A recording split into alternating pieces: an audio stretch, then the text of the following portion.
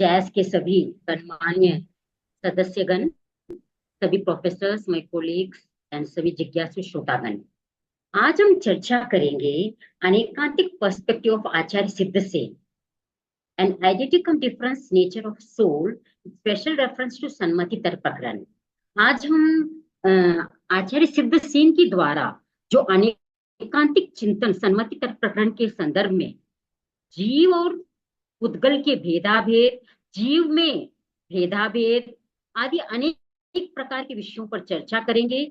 एकांगी जो चिंतन रखने वाला, कारण ही सब कुछ है या कार्य ही सब कुछ है, इन सब विषयों पर हम चर्चा करेंगे।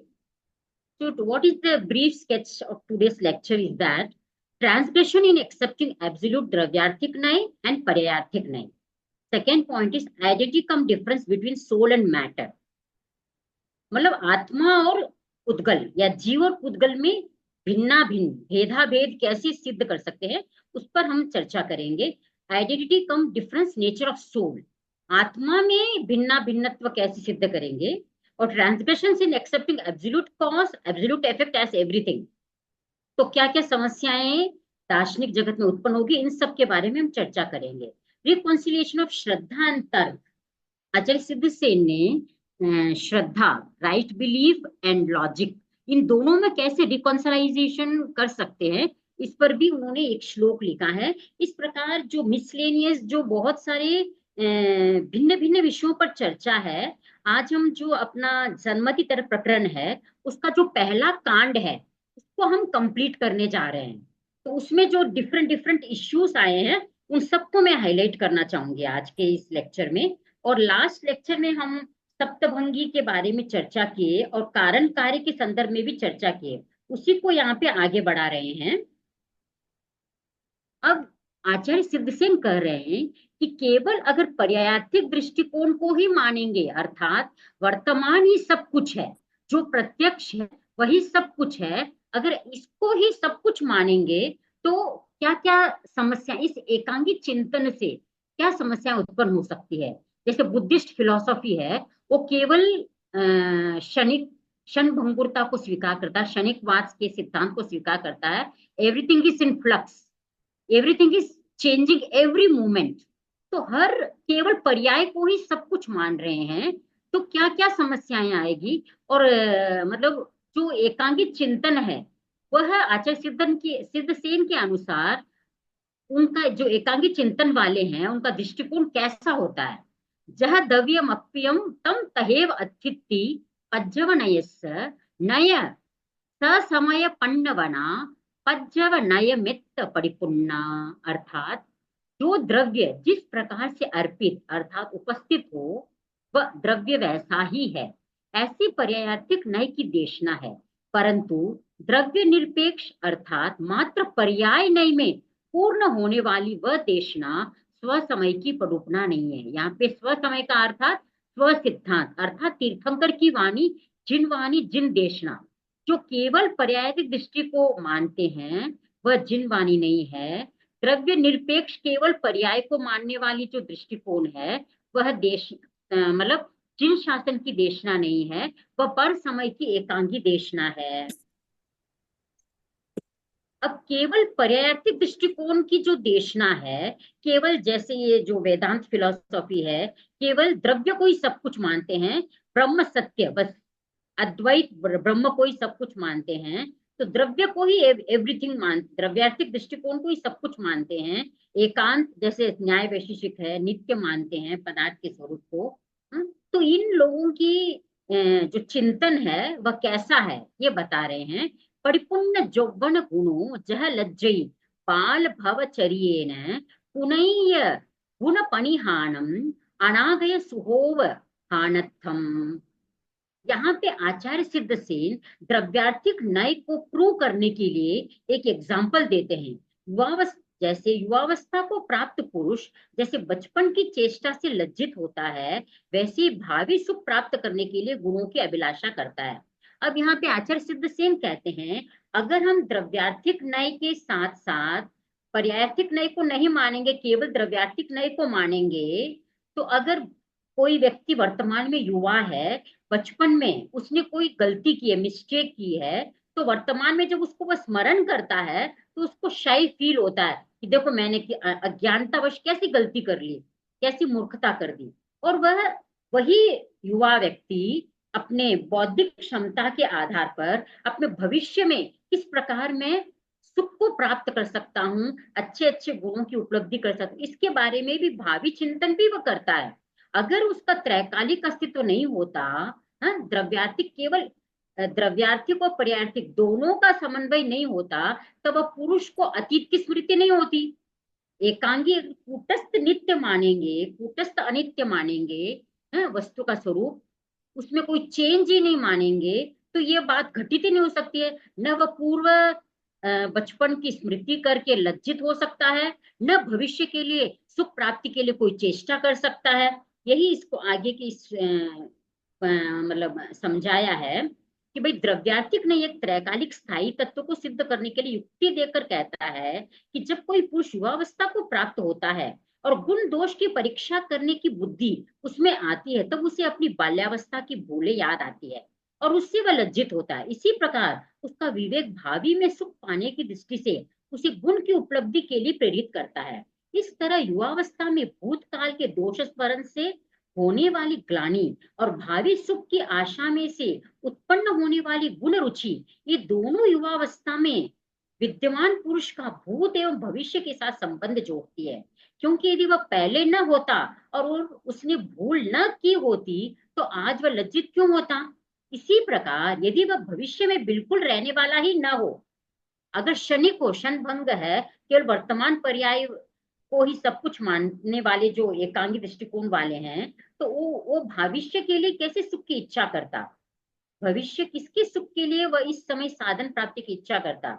अतएव पुरुष तो ध्रुव ही है। इस तरह जो पहली देशना है, जो पर्यायार्थिक दृष्टिकोण है, वह भेदस्पर्शी होने से मात्र ऊपर ऊपर के बाल्य यौवन आदि भावों को अलग अलग सत्य मानती है। और जो दूसरी देशना अभेद स्पर्शी अर्थात द्रव्यार्थिक दृष्टिकोण है, वह भीतर के त्रैकालिक ध्रुव अंश को सत्य मानती है। ये दोनों देशनाएं अपने अपने प्रदेश में, अपने अपने कार्य क्षेत्र में, अपने अपने सीमा क्षेत्र में समर्थ होने पर भी अलग अलग रहे तो अधूरी ही है। इसीलिए यदि वे निरपेक्ष हो तो जैन प्ररूपना में स्थान नहीं पा सकते हैं।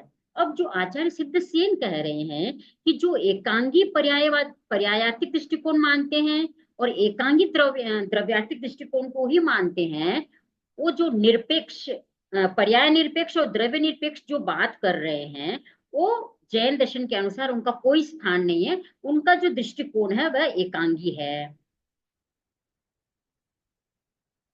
अब आचार्य सिद्ध सेन इसी बात को और आगे ले रहे हैं और एक एग्जाम्पल के द्वारा इसी को द्रव्य वस्तु के द्रव्यार्थिक और पर्यार्थिक नेचर को प्रूव करने के लिए पुरुष के एग्जाम्पल कोई और आगे बढ़ा रहे हैं और उसी को डिटेल से समझा रहे हैं। नया कोई जोवनत्थो बालो अन्नो विलज्जई नम तेन न तेन नवीय अनागय वय गुण पसाहनम जुज्जई विभत्ते जाई कुल रूप लक्षण सन्ना संबंधो अहिगयस्य बालाई भाव दिट्ठि विगयस्य जह तस् संबंधो तेहिं अतीता नागय दोष गुण दुगुंचन अभि अभु अभुवगम्ये ही तह बंध मुख सुह दुख पत्थना होई जीवस्य। तो सन्मति तरल प्रकरण का जो आचार्य सिद्ध सेन है, उन्होंने तीन एग्जाम्पल्स के द्वारा यही बात, उसी को एग्जाम्पल पुरुष के एग्जाम्पल को ही आगे बढ़ाते हुए उन्होंने भिन्न भिन्न दृष्टिकोण से जीव के भिन्ना भिन्नत्व को हाईलाइट करने का कोशिश की है कि जीव अपने अतीत काल और भविष्य काल से भिन्न नहीं, अभिन्न है। और बाहर जब हम उसके डिफरेंट स्टेजेस को देखते हैं तो वो भिन्न भी है। युवावस्था में विद्यमान पुरुष बालक नहीं है, अर्थात भिन्न है, बालक से भिन्न है। वह मात्र भिन्न नहीं है, क्योंकि यदि वह भिन्न होता तो बाल चरित से लज्जित न होता। इसी तरह युवक और वृद्ध अत्यंत भिन्न हो तो भावी आयुष्य के लिए गुणों की साधना भी नहीं घट सकती, अथवा वे अभिन्न भी है। इस प्रकार जीव को भिन्न भिन्न आचार्य सिद्ध सेन ने घटित किया है।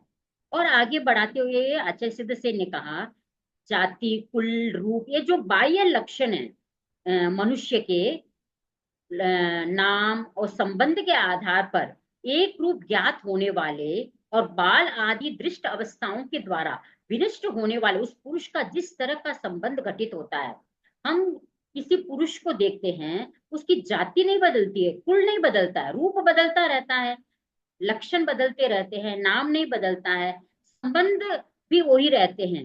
एक ही पुत्र, हाँ, अपने पिता की दृष्टि से वह पुत्र है, अपने भाई की दृष्टि से वह उसका, बहन की दृष्टि से वह भाई है, और पत्नी की दृष्टि से वह पति है, और पुत्र की दृष्टि से वह पिता है। तो ये जो भिन्न भिन्न संबंधों में जो भेद है, उसके दृष्ट अवस्था के आधार पर उसमें भिन्नता दिखती है, लेकिन ये सारी जो चीजें घटित हो रही है वह एक ही पुरुष में घटित हो रही है। इस अपेक्षा से वह पुरुष अभिन्न भी है। अतीत दोष की जुगुप्सा एवं भावी गुण की पसंदगी के द्वारा उस पुरुष का जिस प्रकार का संबंध घटित होता है, अर्थात जिस तरह पुरुष में भेदाभेद का संबंध निष्पन्न होता है, उसी तरह जीव में बंध मोक्ष सुख दुख की भावना होती है।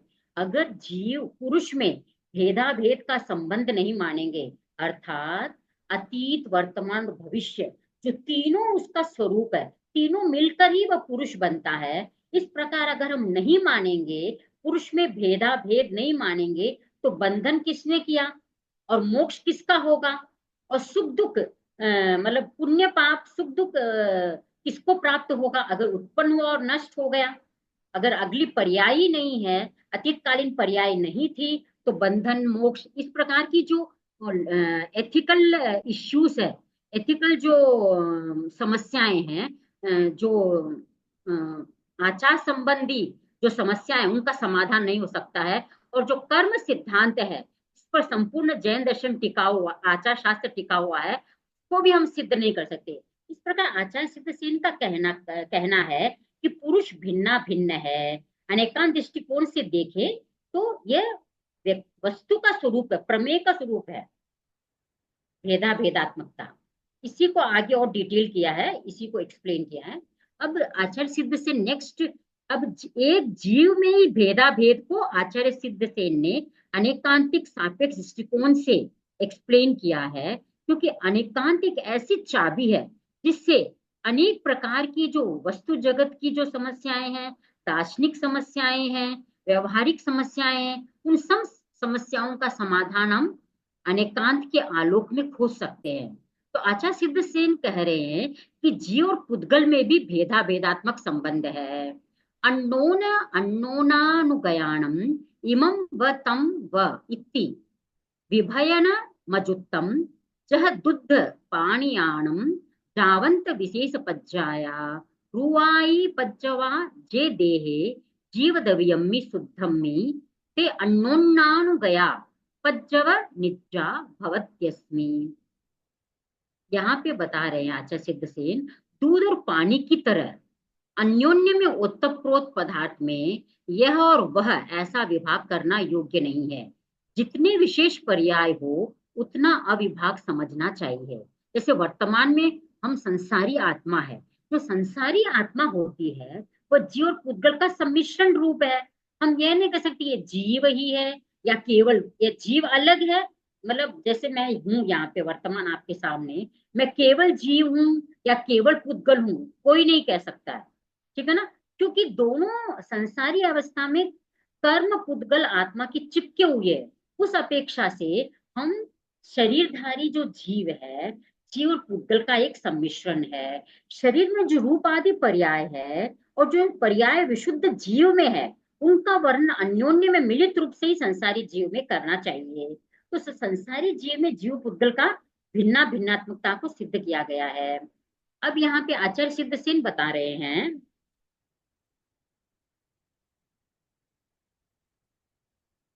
कि भाई केवल जो द्रव्यास्तिक दृष्टिकोण को मानता है या केवल पर्यास्तिक को दृष्टिकोण मानता है, तो उस उनके दृष्टिकोण में अनेक प्रकार की समस्याएं आएगी कि जो कर्म मानता है वही फल भोगता है, ऐसा कहने के लिए अवकाश है।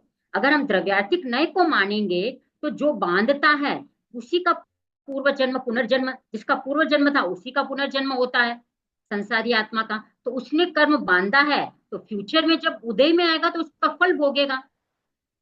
अगर परंतु पर्यायिक न्याय की देशना के अनुसार तो इतना भी कहने के लिए अवकाश नहीं है, क्योंकि वह क्षणिकवादी होने से उसके मत में वस्तु उत्पन्न होकर दूसरे क्षण में नष्ट हो जाती है। अतः करने वाला कौन और भोगने वाला कौन? कृत प्रणाशा कृत कर्म भोग, जैसे उसमें बताया ना आचार्य हेमचंद्र ने, कृत का जिसने किया वह तो मृत हो गया, नष्ट हो गया, और भोगेगा कौन? कोई दूसरा। ए ने काम किया तो बी उसका फल भोगेगा क्या? तो इस प्रकार की समस्याएं, दार्शनिक समस्याएं उत्पन्न होती है। तो कहने का तात्पर्य यही है, कर्तृत्व और भोक्तृत्व की जो कल्पना है वह, अगर हम द्रव्यार्थिक और पर्यार्थिक दृष्टिकोण को मानेंगे, जीव और पुद्गल के भेदात्मकता को मानेंगे, तभी वह घटित हो सकता है। अगर ये नहीं मानेंगे तो उसमें एक क्षति यह रहती है कि यदि आत्मा एकांतिक कूटस्थ नित्य हो तो वह स्थिर होने के कारण अवस्था भेद कैसे प्राप्त करेगा? वर्तमान में बालक, फ्यूचर में युवा, और उसके बाद वह वृद्ध आदि को कैसे घटित अवस्था भेद को अपन कैसे एक्सप्लेन कर सकते हैं अगर आत्मा कूटस्थ नित्य है? और वैसे किए बिना कर्तृत्व भोक्तृत्व भी कैसे घटित होगा? द्रव्य और पर्यार्थिक जो वस्तु का जो स्वरूप है वह द्रव्य पर्यायात्मक है। अगर ऐसा नहीं मानेंगे तो कर्तृत्व और भोक्तृत्व को भी घटित नहीं कर सकते हैं। इस क्षति को दूर करने के लिए उसे दूसरी देशना का अवस्था भेदवाद मानना चाहिए। दूसरी देशना में कोई एक ऐसा स्थिर आश्रय ही नहीं है जहाँ भिन्न भिन्न समय भावी कर्तृत्व भोक्तृत्व घटाया जा सके। अतः उसे भी स्थिर तत्व स्वीकार करने के लिए पहली देशना का आश्रय लेना चाहिए। ऐसा होने से जनशास्त्र में दोनों देशनाओं का स्थान है, जिन शास्त्र में। ठीक है, कहने का तात्पर्य यही है कि कर्तृत्व भोक्तृत्व को सिद्ध करने के लिए और जीव की विभिन्न अवस्थाओं को सिद्ध करने के लिए जीव का जो स्वरूप है भेदात्मक मानना पड़ेगा। जीव का पुद्गल और जीव का जो संबंध संसारी अवस्था में वह भी संयुक्त है, भिन्न भी अभिन्न भी है, दोनों मानना पड़ेगा। द्रव्यार्थिक और पर्यार्थिक दोनों दृष्टि को एक्सेप्ट, जो अनेकांतिक सापेक्ष चिंतन है उसको मानना होगा, तभी हम वस्तु के यथार्थ स्वरूप को समझ सकते हैं। लास्ट में जैन दृष्टि की क्या देशना है? जे वयनिज्य व्यप्पा संजुजन्तेषु जोहोन्ति एयेषु सा ससमय पन्नवना तिथयरा सायना अन्ना। अब ये जो दोनों नय है, द्रव्यार्थिक नय और पर्यार्थिक नय के संयुक्त होने के कारण जो भी वक्तव्य वस्तु है उसको जताने वाले जितने भी विचार एवं वाक्य है, वाक्य के जो प्रकार होते हैं वे स्वसमय अर्थात जैन दृष्टि की देशना है। और जो केवल एकांगी दृष्टिकोण है, केवल पर्यार्थिक दृष्टि को मानने वाला जो दृष्टि है, या केवल द्रव्यार्थिक दृष्टि को जो मानने वाले हैं, दोनों के दोनों क्या कर रहे हैं? तीर्थंकर की आशाधना करते हैं, ऐसे आचार्य सिद्धसेन का कहना है। इस प्रकार आचार्य सिद्धसेन ने समन्वय मूलक विचार एवं वाक्य के द्वारा यह सिद्ध करने की कोशिश की है कि भी आत्मा के नित्यत्व के बारे में या अनित्यत्व के बारे में, मूर्तत्व के बारे में या अमूर्तत्व के बारे में, आत्मा शुद्ध है या अशुद्ध है, ये जितने भी दृष्टिकोण है इन सबको हमने द्रव्यास्तिक और पर्यास्तिक दोनों दृष्टि से समझना पड़ेगा। द्रव्यास्तिक और पर्यास्तिक दोनों निरपेक्ष नयों की देशना वस्तु का संपूर्ण स्वरूप प्रकाशित नहीं करती, अतः वह अधूरी और मिथ्या है। इससे उल्टा एक दूसरे की मर्यादा को स्वीकार करके प्रवृत्त होने वाले इन दोनों नयों की सापेक्ष दृष्टि वस्तु का संपूर्ण स्वरूप प्रकट करती है, अतः वह पूर्ण और यथार्थ है। ऐसी दृष्टि में से जो विचार या वाक्य फलित होते हैं वे ही जैन देशना है। जैसे कि आत्मा के नित्यत्व के बारे में वह अपेक्षा विशेष से नित्य भी है, अनित्य भी है। मूर्तत्व के बारे में वह कथनचित मूर्त है, कथनचित अमूर्त है। शुद्धत्व के बारे में कथनचित शुद्ध है, कथनचित अशुद्ध है। परिमाण के बारे में जैसे आत्मा देह परिमाण है या पर्टिकुलर आत्मा शरीर के किसी पर्टिकुलर भाग में है, तो उस संदर्भ में भी हम आत्मा व्यापक है, कथनचित व्यापक है, कथनचित अव्यापक है। संख्या के बारे में भी आत्मा एक है या अनेक है, कथनचित एक है, कथनचित अनेक है। ऐसे अनेक मुद्दों पे जो विचार और वाक्य सापेक्ष कथन है, सापेक्ष वाक्य सापेक्ष विचार है, वे ही सही है, जैन देशना है। ऐसी समन्वय मूलक विचार और वाक्य यदि प्रमाण मूलक हो तभी वे जैन देशना में स्थान पाते हैं। मात्र भिन्न भिन्न मतों की संग्राहक ऐसी प्रमाण विरुद्ध उदारता के कारण नहीं है। अब यहाँ पे एक आचार्य सिद्ध एक बात क्लियर करना चाहते हैं कि भाई हम द्रव्यातीत दृष्टिकोण को भी मान रहे हैं, पर्यायतिक दृष्टिकोण भी मान रहे हैं। जो क्षणिकवाद है बौद्धों का, उनको हम एक्सेप्ट कर रहे हैं। वेदांत का जो एकांत नित्यवाद है, न्याय वैशेषिक का जो एकांत जो कूटस्थ नित्यवाद है, उनको भी हम स्वीकार कर रहे हैं। अगर इन सभी दर्शनों का समन्वय ही अनेकांत है या इन सभी विचारों का समन्वय ही जैन देशना है, ऐसी बात नहीं है। हर विचार और हर वाक्य यदि प्रमाण मूलक हो तभी वे जैन देशना में स्थान पाते हैं। केवल भिन्न भिन्न मतों का संग्राहक की जैन देशना नहीं है। अतः एकांतिक अथवा ऊपर ऊपर से समन्वय सूचक दिखाई देने वाले वाक्य भी प्रमाण बाधित होने से जैन दृष्टि की अवज्ञा ही करते हैं। जैसे कि आत्मा नित्य ही है अथवा आत्मा अनित्य ही है, ऐसा एकांतिक विचार तथा आत्मा स्वभाव से मूर्त है और पर भाव से अमूर्त है। स्वाभाविक रूप से वह अशुद्ध है परंतु औपाधिक रूप से वह शुद्ध भी संभव है। इस प्रकार के जो मिथ्या अपेक्षा वाले समन्वयाभासी विचार है वह एकांगी विचार है, जैन देशना नहीं है। अब यहां तक हमने यह चिंतन किया कि जीव में भेदात्मकता कैसे सिद्ध की आचार्य सिद्ध सेन ने, जीव और पुद्गल में भेदात्मकता कैसे सिद्ध की, उसको अनेकांत के आलोक में हमने समझा। और आचार्य सिद्ध सेन ने यह भी हाईलाइट किया कि अन्य दर्शनों का, अन्य दार्शनिक मतों का स्वीकरण या संग्रह ही जैन देशना नहीं है, अनेकांत नहीं है। उनका मत भी वही सही होगा अगर वह प्रमाण मूलक हो, प्रमाण से सिद्ध हो तो वह एक्सेप्टेबल है। तो इसी संदर्भ में आचार्य सिद्ध सेन ने कार्य कारणवाद के संदर्भ में भी अनेकांत दृष्टिकोण को अप्लाई करने का प्रयास किया है। जे संत वायदो ते सकुल्लोया हनन्ति संखाणम संखाय असव्वाये तेसिम सव्येवि ते सच्चा। शाक्य अर्थात बौद्ध दर्शन, औलुक्य अर्थात वैशेषिक, सांख्यों के सद्वाद पक्ष में जो दोष कहते हैं, वे सांख्य, बौद्ध एवं वैशेषिक के असद्वाद में जो दोष कहते हैं वे सभी सच्चे हैं। अब यहाँ पे ये बता रहे हैं कि कोई कार्य, मैंने लास्ट लेक्चर में डिस्कस किया था कि सांख्य दर्शन सत्कार्यवादी है, न्याय वैशेषिक आदि असत्कार्यवादी है। तो वो कारण में ही कार्य को स्वीकार करते हैं।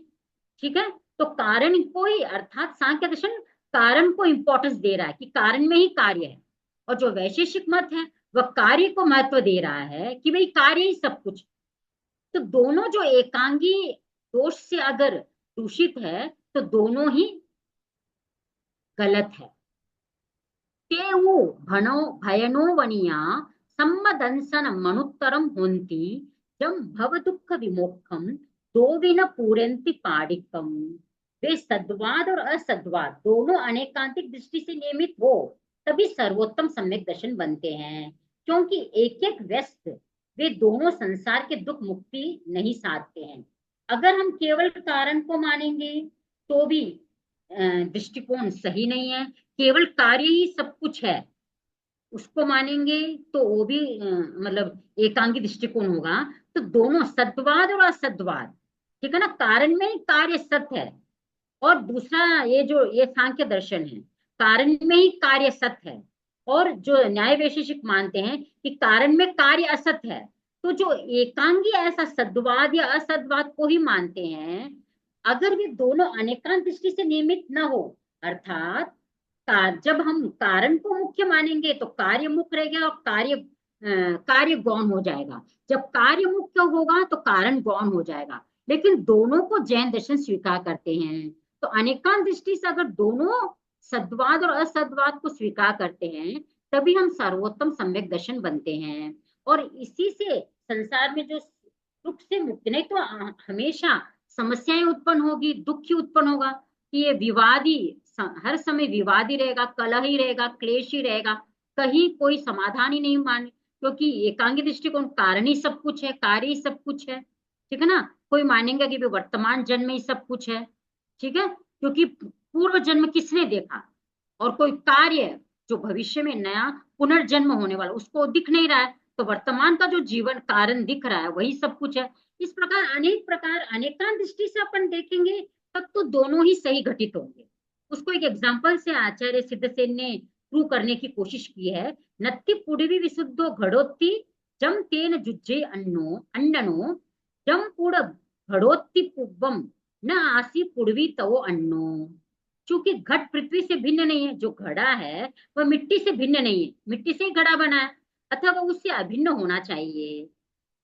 मिट्टी और घड़ा ऐसे तो अलग है, क्योंकि घड़ा तो एक शेप में आ गया कुंभकार के द्वारा उस चाक में लग जाने के बाद, लेकिन फिर भी वह मिट्टी उसमें है, मिट्टी का ही वह घट बना है, इसलिए वह अभिन्न है।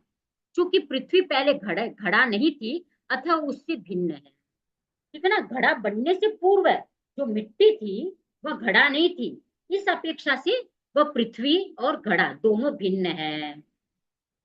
इस प्रकार जो आचार्य सिद्धसेन है वो कहते हैं कि कारण और कार्य दोनों को हमें स्वीकार करना चाहिए। अब यहाँ पे आचार्य सिद्धसेन समन्वयवाद को स्वीकार कर रहे हैं कि केवल एक दृष्टिकोण को आप मत अपनाइए, एकांगी दृष्टिकोण से हर जगह विवाद समस्याएं उत्पन्न होगी। इसलिए पंच समवाय के सिद्धांत को आचार्य सिद्धसेन हाईलाइट कर रहे हैं कि भाई कोई भी कार्य दुनिया में घटित होता है तो उसके पीछे 5 कारण कार्य करते हैं, 5 रेगुलेटिंग चीजें रहती है, वही उसको रेगुलेट करती है हर एक्शन को। कालो सहावनीयी कुव्वकयम पुरिस कारणे गंता मिच्छत्तम ते चेवा समासवो हुंति सम्मतम। अर्थात काल स्वभाव नियति पूर्वकृत अदृष्ट अर्थात और पुरुष रूप। यहाँ पे काल स्वभाव कर्म पुरुषार्थ और नियति इन रूप कारण विषय एकांतवाद मिथ्यात्व अर्थात अयथार्थ है, और वे ही वाद समास से अर्थात अगर हम ये स्वीकार करें कि हर कार्य इन 5 समवाय से मिलकर घटित हो रहा है तो वह यथार्थ है। अब यहाँ पे जो जैन दर्शन का जो समन्वयवादी चिंतन है, जैन दर्शन यह मानता है कि कोई भी कार्य है वह काल सापेक्ष घटित होता है, ठीक है ना। आज ही कर्म बंधा है तो आज ही उसका फल उदय में नहीं आएगा, वह कुछ समय के बाद वह अपना उदय में आकर जब कर्मों का विपाक पूर्ण होगा, विपाक समय, तब अबाधा काल पूर्ण होने पर वह उदय में आएगा, फिर फल प्रदान करेगा। फिर स्वभाव आया कि भाई जो तिल है उससे ही तेल निकलेगा, ठीक है ना, जो दूध है उसी से दही निकलेगा, दही बनेगा। तो जो स्वभाव से विरुद्ध कोई कार्य नहीं हो सकता। आत्मा का स्वभाव चैतन्य है, पुद्गल का स्वभाव स्पर्श रस गंध वर्ण है, अपना स्वभाव किसी का भी नहीं पड़ता, हर कार्य स्वभावानुसार ही होता है। नियति, यहाँ पे एक आचार्य महाप्रज्ञ जी ने कर्मवाद ग्रंथ में नियति को यूनिवर्सल लॉ कहा है, अर्थात ये कुछ चीजें ऐसी है जो वह नियत है, ठीक है ना, जन्म मृत्यु, ठीक है ना, ये नियत है, ठीक है, कर्मों का बंधन, वापस उदय में आना, दिन रात, ये कुछ चीजें नियत है जिसको हम चेंज नहीं कर सकते हैं, ठीक है ना, यूनिवर्सल लॉ है जो प्रकृति से संचालित होते हैं, ठीक है, उसे नियति कहते हैं। अब यहाँ पे पूर्वकृत यहाँ पे कर्म, अदृष्ट का मतलब यहाँ पे कर्म है, हम कर्मवाद के सिद्धांत को मानते ही हैं। वर्तमान में हम जिस स्थिति में हैं उसका कारण क्या है, पूर्व भव का जो हमने बंधन किया था उसी के आधार पर वर्तमान की स्थिति हमारी है, ठीक है ना, और वर्तमान में हम जो भी कार्य करेंगे, शुभ अशुभ कर्म करेंगे, वही हमारा भविष्य का हमारा आचार होगा, हमारा भव होगा, ठीक है ना, और पुरुषार्थ। लेकिन कर्म ही सब कुछ नहीं है, नियति ही सब कुछ नहीं है, काल ही सब कुछ नहीं है, स्वभाव ही सब कुछ नहीं है। पुरुषार्थ एक ऐसा एस्पेक्ट है जिसके द्वारा आप अपने पूर्व संचित कर्मों को क्षय चेंज कर सकते हैं, ठीक है ना, काल से पहले कर्मों की उदीरना करके उसको फल उसका भोग सकते हैं। तो इस प्रकार 5 का जब संयोग होता है तभी जीवन में कोई भी कार्य घटित होता है। और जो एकांगी केवल एक ही कारण को सब कुछ मानते हैं, उनके दृष्टि में, आचार्य सिद्धसेन की दृष्टि में, वे सम्यक दृष्टि नहीं है, यथार्थ दृष्टिकोण वाले नहीं है। अब एक और कॉन्सेप्ट आचार्य सिद्धसेन ने हाईलाइट किया है कि श्रद्धा जो बुद्धि है, ठीक है ना, आगम है, उस पर श्रद्धा करनी चाहिए। और जहां पर लॉजिक लगाना है वहां पर लॉजिक लगाइए। हर जगह श्रद्धा, हर बात को श्रद्धा से स्वीकार मत कीजिए और हर बात में लॉजिक भी मत कीजिए। श्रद्धा की जगह श्रद्धा कीजिए और लॉजिक की जगह लॉजिक कीजिए। रीजनिंग, जहां पे आपको रीजनिंग माइंड यूज करना है, इंटेलेक्ट यूज करना, वहां पे इंटेलेक्ट यूज कीजिए। और जहां फेथ, बिलीफ को यूज करना है, रिलीजियस फेथ को यूज करना है, तीर्थंकर के प्रति श्रद्धा को, सब कुछ मानना है, वहां पे कुछ जिन वाणी को ही सब कुछ मानना है। तो दोनों को, दोनों का मतलब यथास्थान है, दोनों का अपना अपना स्थान है। तो यहाँ पे दोनों श्रद्धा और बुद्धि का समन्वय किया है। दुविहो धम्मा वाओ अहेउ वाओ य हेउ वाओ य तत्थवु अहेउ वाओ भविया अभवियादो भावा।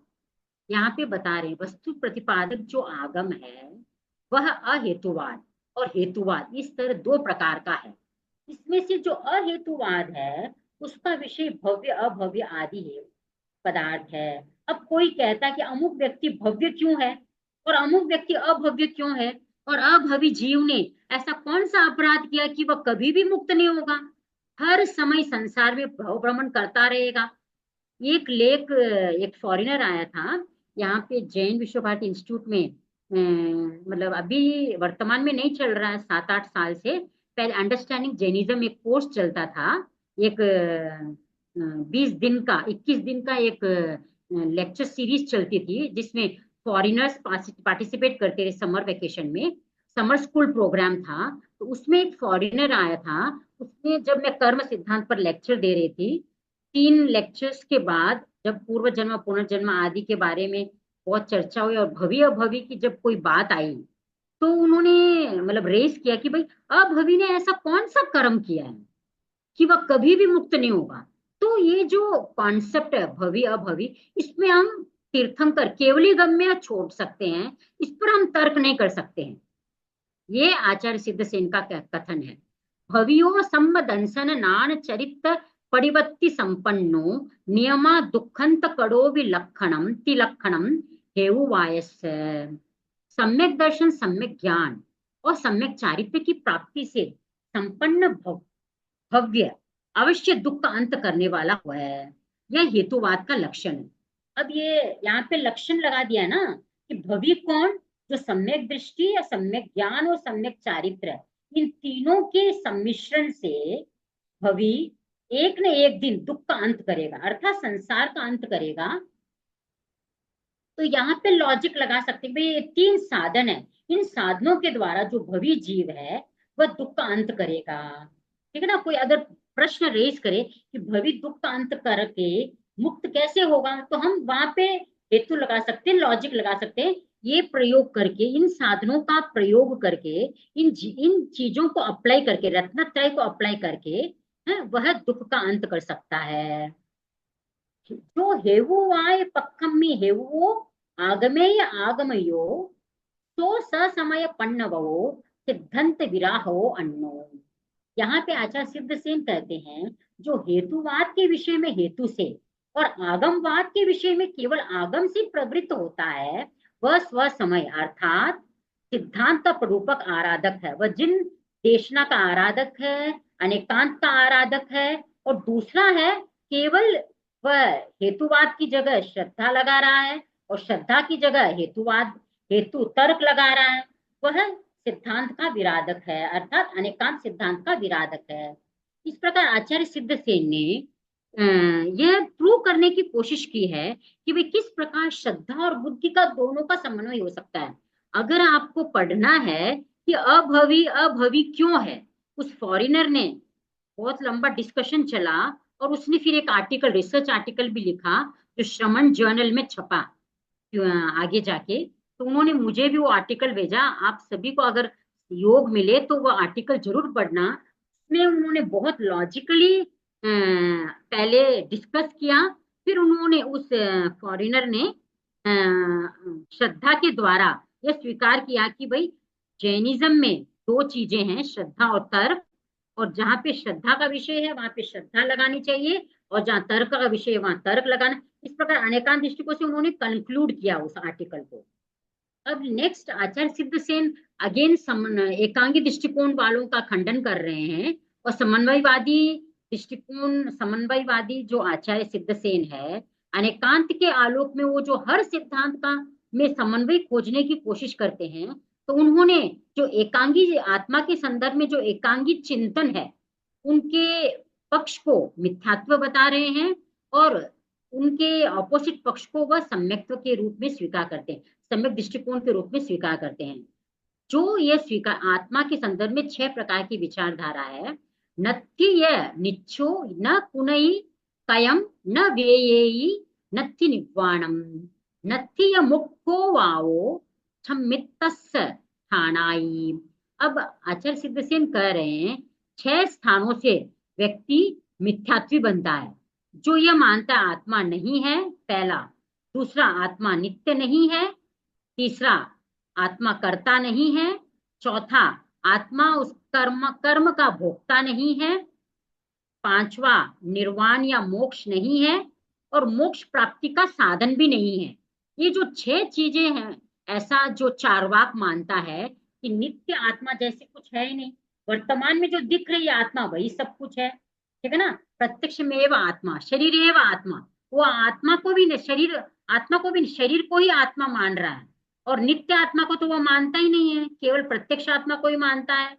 वह कर्म आत्मा को कर्मों का कर्ता नहीं मानता है, उसका भोक्ता भी नहीं मानता है, ठीक है ना। निर्वाण नहीं मानता, स्वर्ग, मोक्ष, बंधन, आदि कुछ भी, पुण्य पाप आदि कुछ भी नहीं मानता।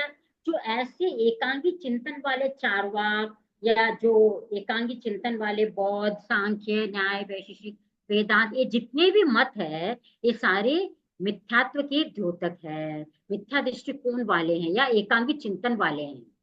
जो यह स्वीकार करते हैं आत्मा है, वह अविनाशी है, आत्मा ही करता है, आत्मा ही अपने कर्मों के भोगता है, फल का भोगता है, मतलब निर्वाण है, अर्थात आत्मा अपने कर्मों से बंधन से मुक्त होकर निर्वाण मोक्ष को प्राप्त कर सकती है, वो मोक्ष प्राप्त करने का साधन है। संवर और निर्जरा कह सकते, संवर और निर्जरा ये दो ही साधन है मुक्ति होने के, ठीक है ना।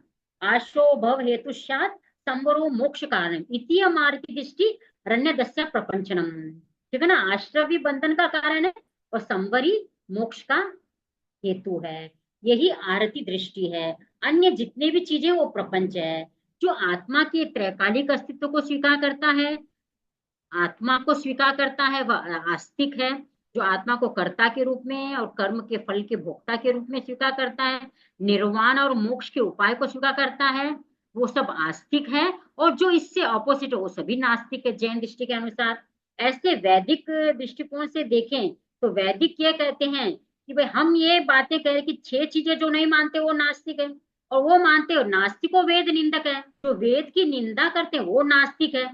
जैसे जैनिज्म, बुद्धिज्म वेद को नहीं मानते हैं, तो इंडियन फिलोसॉफी में बुद्धिज्म, जैनिज्म और चारवाक को नास्तिक दर्शन के अंतर्गत लिया है, ठीक है ना। क्यों, हम वेद को नहीं मान रहे हैं, लेकिन इसके ऑपोजिट हम कह रहे हैं कि भाई ये जो 6 चीजों को नहीं मानता है वह नास्तिक है।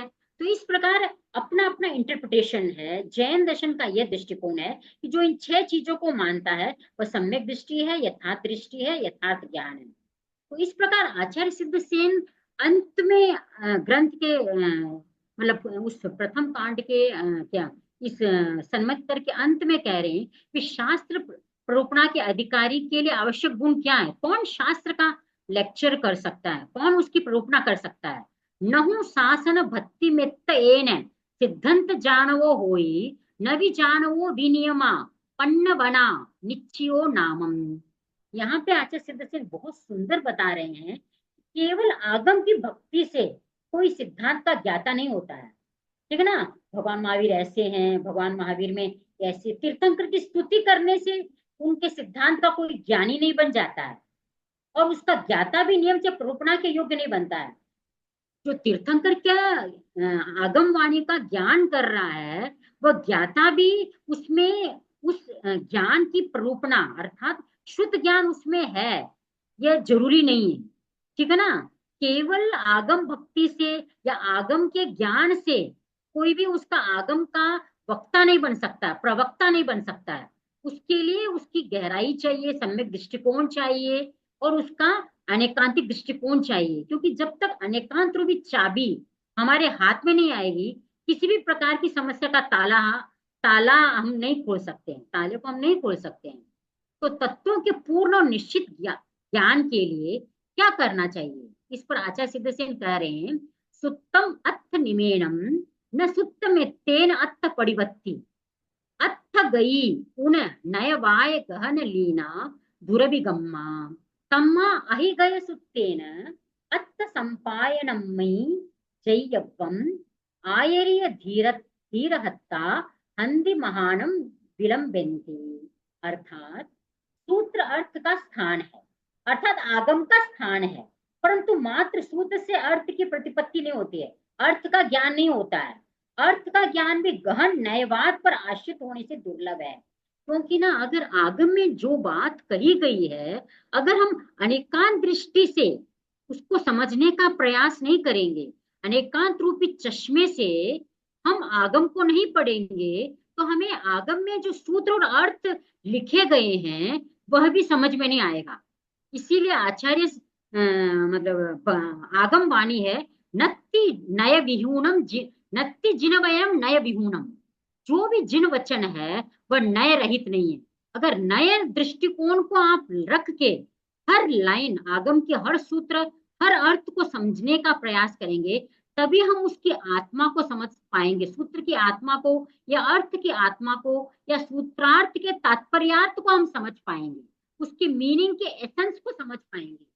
इसीलिए कहा गया है कि जो श्रावक है या जो अल्पज्ञ है, जो मंदमती है, और शिष्य गुरु के निर्देशन के बिना, मार्गदर्शन के बिना हमें आगम नहीं पढ़ना चाहिए। क्योंकि जो आगम में केवल क्योंकि प्राकृत भाषा जो देव भाषा है, जो आर्ष भाषा है, तीर्थंकर की वाणी है, वह लैंग्वेज हर व्यक्ति का उसका ग्रामेटिकल नॉलेज नहीं है, उसके एसेंस को वह नहीं जानता है कि भाई इस सूत्र में क्या गूढ़ अर्थ छिपा हुआ है। क्योंकि सूत्र में शब्द तो बहुत कम होते हैं, लेकिन अर्थ बहुत गहरे होते हैं और अर्थ व्यापक होते हैं। तो उस सूत्र और अर्थ के गहन अर्थ को, गंभीर अर्थ को समझना हर कोई के बस की बात नहीं होती है। इसलिए आचार्य सिद्धसेन कह रहे हैं सूत्र अर्थ का इंपॉर्टेंस है।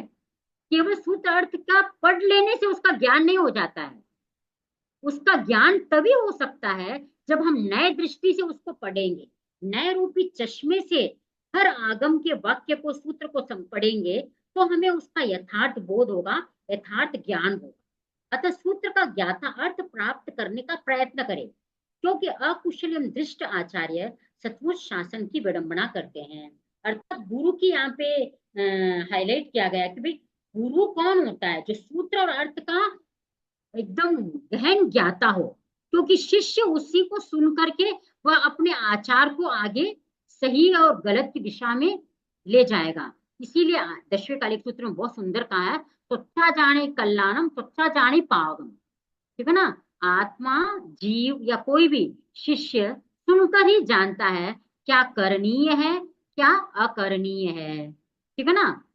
क्या करणीय अर्थात जीव जैसे 9 तत्व है, ठीक है ना।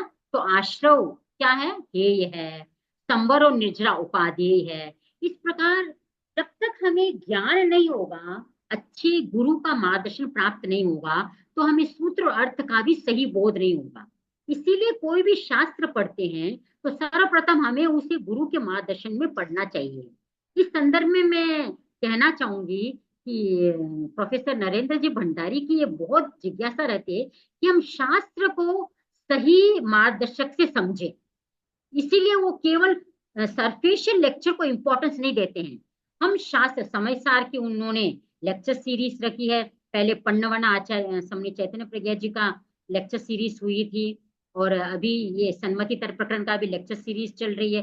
तो जब तक हम शास्त्र को नहीं पढ़ेंगे, तब तक हम जो जैन दर्शन के जो मूल सिद्धांत है, अनेकांत है, नयवाद है, स्यादवाद है, सप्तभंग है, कर्मवाद है, नियतिवाद है, आत्मवाद है, अनात्मवाद है, पुनर्जन्मवाद है, पूर्व जन्मवाद है, पंच समवायवाद है, द्रव्यवाद, ठीक है ना, षड द्रव्य, जो भी चीजें हैं उनको हम समझ नहीं सकते हैं जब तक हमें सूत्र और अर्थ को समझाने वाला उचित आचार्य, उचित मार्गदर्शक, उचित गुरु, जो उसका सम्यक ज्ञाता हो और शुद्ध ज्ञान में सक्षम हो, वही उसको, हाँ, शिष्य को निष्पत्ति तक ले जा सकता है, अर्थात उसको सही ज्ञान दे सकता है।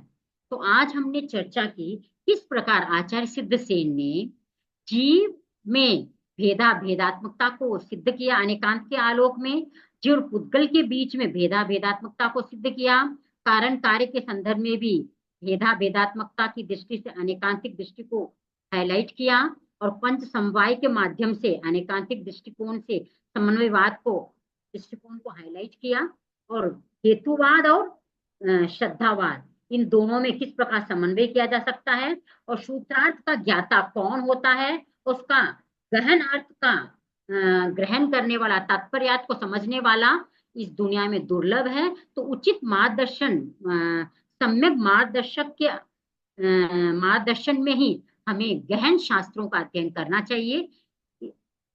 यह आचार्य सिद्धसेन का मंतव्य है। आज हमने सन्मति तर्क प्रकरण का जो पहला प्रकरण है, पहला कांड है, वह संपन्न किया है, और दूसरा कांड भी लगभग संपन्नता की ओर है। 10-15 सूत्र है, वो भी संपन्न हो जाएंगे। अगले लेक्चर सीरीज में हम सेकेंड चैप्टर जो ज्ञान कांड है उस पर हम चर्चा करेंगे। इस संदर्भ में कोई भी जिज्ञासा हो तो आप पूछ सकते हैं। ओम अरहम।